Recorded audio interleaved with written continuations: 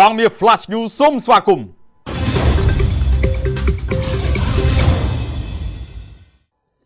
អាយុកាលប្រាសាទរាប់ពាន់ឆ្នាំតែមកបំផ្លាញខ្ទេចខ្ទីត្រឹមតែ21ថ្ងៃប៉ុណ្ណោះពិតជាសែនស្រណោះប្រាសាទព្រះវិហារយើងណាស់បើយើងបានឃើញប្រាសាទព្រះវិហាររបស់យើងក្រោយប្រយុទ្ធគ្នា21ថ្ងៃជាមួយពួកឈ្លានពានសៀមពិតជាស្រណោះណាស់ដោយសារតែទ្រង់ទ្រាយប្រាសាទនិងដើមឈើធំធំនៅលើខ្នងភ្នំដែលមានប្រាសាទបុរាណរបស់យើងអាយុកាលរាប់ពាន់ឆ្នាំឥឡូវត្រូវបានបំផ្លាញត្រឹមតែមួយពព្រឹត្តភ្នែកប៉ុណ្ណោះពិតជាគួរឲ្យសំណោះណាស់បើតាមការប៉ាន់ស្មានបឋមពីមន្ត្រីសីមាចុះពិនិត្យផ្ទាល់កាលពីថ្ងៃអាទិត្យម្សិលមិញនេះធ្វើការប៉ាន់ប្រមាណជាបឋមថាមានទំហំខូចខាតអស់ប្រមាណជាង 65% ទៅហើយដោយឡែកក្រសួងវប្បធម៌និងវិចិត្រសិល្បៈនៅថ្ងៃទី12ខែមករាឆ្នាំ2026នេះក៏បានចេញរបាយការណ៍ថាប្រាសាទព្រះវិហារខូចខាតចំនួន142កន្លែងនិងតំបន់ជុំវិញប្រាសាទ42កន្លែងទៀតដែលត្រូវបានទាហានសៀមបាញ់កំទេចក្នុងអំឡុងសង្គ្រាម21ថ្ងៃក្នុងនោះមានវត្តកែវសិក្ខាគិរីស្វរៈគោបរៈទី1ដល់ទី5ស្ពានហាលសម្រាប់ថ្មើរជើងទួលប្រាសាទខែវផ្តែរចសស្ដំនិងចម្ដើរបុរាណឡើងទៅកាន់ទីសក្ការៈទីតាំងខូចខាតខាងលើនេះត្រូវបានយន្តហោះ A16 និងកាំភ្លើងផ្លោងកម្រិតធុនធ្ងន់របស់ទាហានសៀមបាញ់កំទេចឲ្យបាក់ស្រុតស្ទើរអស់ទាំងស្រុងដងស្ទូចរបស់អង្គការ UNESCO ជាគម្រោងរបស់កម្ពុជានិងសហរដ្ឋអាមេរិកសម្រាប់ជួសជុលប្រាសាទក៏ត្រូវបានយន្តហោះចម្បាំងសៀមបាញ់ឲ្យដួលរលំដែរព្រៃឈើធំធំរាប់រយឆ្នាំដុះលំអនៅជុំវិញជើងភ្នំប្រាសាទក៏ត្រូវឆេះខ្លោចងាប់អស់ទាំងស្រុងដែរដូច្នេះតំបន់ដែលសម្បូរទៅដោយទេសភាពពណ៌បៃតងនៅលើខ្នងភ្នំនេះលែងមានពណ៌បៃតងទៀតហើយដូច្នេះពេលនេះរមណីយដ្ឋានសម្បូរទៅដោយភ្ញៀវទេសចរនិងប្រាសាទបុរាណជាការតាក់ទាញបានប្រែក្លាយទៅជាវាលរហោឋានទៅហើយឥឡូវនេះសំណល់គ្រាប់រំសេវមិនទាន់ផ្ទុះនិងអំបែងនៅរាយពាសពេញដីប្រាសាទព្រះវិហារសាងសង់រាប់ពាន់ឆ្នាំគឺជាដួងព្រលឹងរបស់ខ្មែរនិងមនុស្សជាតិទូទាំងពិភពលោកត្រូវបានរលាយផេះផង់ក្នុងសង្គ្រាមរយៈពេលតែ21ថ្ងៃធ្វើឲ្យកូនខ្មែរមិនអាចបំភ្លេចការឈឺចាប់បានឡើយពីអំណេះតទៅរដ្ឋាភិបាលកំពុងពិនិត្យនិងផ្ដល់ដំណោះស្រាយជូនប្រជាជនដែលរងផលប៉ះពាល់ពីសង្គ្រាមឈ្លានពានរបស់សៀមថ្លែងតាមរយៈសារពិសេសផ្ញើជនរួមជាតិស្ដីពីវិធានការដោះស្រាយរបស់រាជរដ្ឋាភិបាលចំពោះផលប៉ះពាល់ពីចំនួនព្រំដែនកម្ពុជាថៃសម្ដេចធិបតីហ៊ុនម៉ាណែតបានលើកឡើងថាចំពោះមុខនេះរាជរដ្ឋាភិបាលតាមរយៈក្រសួងសេដ្ឋកិច្ចនិងក្រសួងស្ថាប័នពាក់ព័ន្ធបាននឹងកំពុងគិតគូរលើការពង្រឹងជំរកបណ្ដោះអាសន្នឬក្នុងករណីចាំបាច់អាចផ្លាស់ប្ដូរទីជំរកទៅកាន់ទីតាំងដែលមានភាពល្អប្រសើរជាងបច្ចុប្បន្នជាមួយគ្នានេះរាជរដ្ឋាភិបាលក៏បានកំពុងពិនិត្យផ្ដល់ដំណោះស្រាយសមរម្យតាមលទ្ធភាពជាក់ស្ដែងក្នុងការជួយឲ្យបងប្អូនអាចរក្សាលំនឹងជីវភាពប្រចាំថ្ងៃក្នុងអំឡុងពេលដ៏លំបាកនេះរហូតអាចវិលត្រឡប់ទៅលំនៅឋានឡើងវិញហើយបច្ចុប្បន្នក្រសួងមហាផ្ទៃកំពុងស្រង់ស្ថិតិហើយក៏ពេលប្រមូលបានទិន្នន័យក្រសួងសេដ្ឋកិច្ចក៏ពិនិត្យជាក់ស្ដែងនិងដាក់ចេញនូវវិធានការដោះស្រាយតាមនីតិវិធីជាធរមាន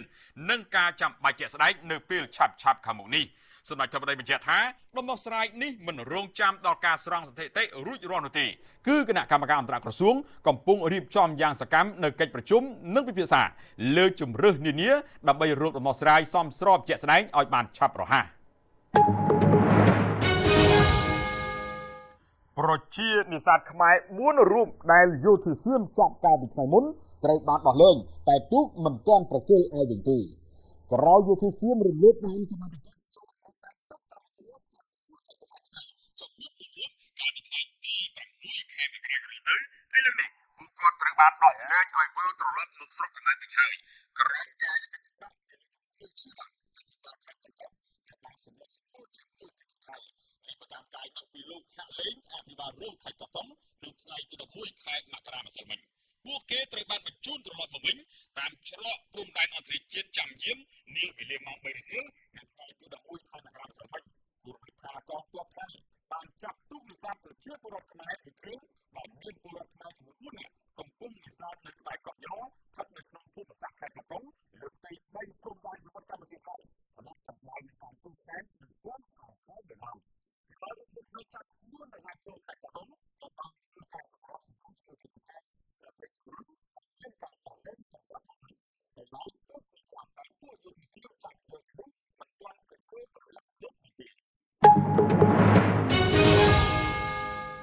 ឡាការខេត្តសៀមរាបឃុំខ្លួនជនជាតិនេប៉ាល់3នាក់ករណីឆបោកតាមប្រព័ន្ធបច្ចេកវិទ្យា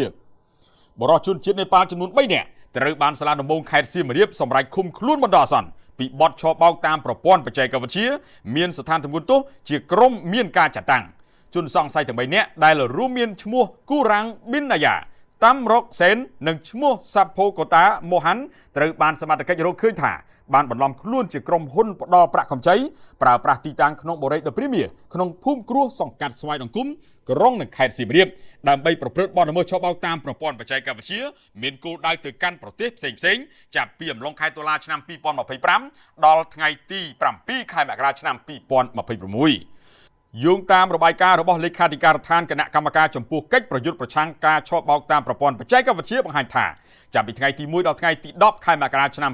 2026នេះគណៈបញ្ជាការឯកភាពរដ្ឋបាលរាជធានីខេត្តបានចុះប្រតិបត្តិការបង្ក្រាបការឆបោកអនឡាញនៅទីតាំងផ្សេងគ្នា7កន្លែងក្នុងនោះរាជធានីភ្នំពេញ6ទីតាំងនិងក្នុងខេត្តសៀមរាប1ទីតាំងសមត្ថកិច្ចឃាត់ខ្លួនជនសង្ស័យជាជនបរទេសចំនួន39នាក់រួមមានជនជាតិកូរ៉េខាងត្បូង32នាក់ចិន4នាក់និងនេប៉ាល់3នាក់និងបានរឹបអូសសម្ភារៈជាវត្ថុតាងមានដូចជាកុំព្យូទ័ររតុកចំនួន4គ្រឿងកុំព្យូទ័រយួរដៃចំនួន62គ្រឿងទូរស័ព្ទដៃចំនួន32គ្រឿង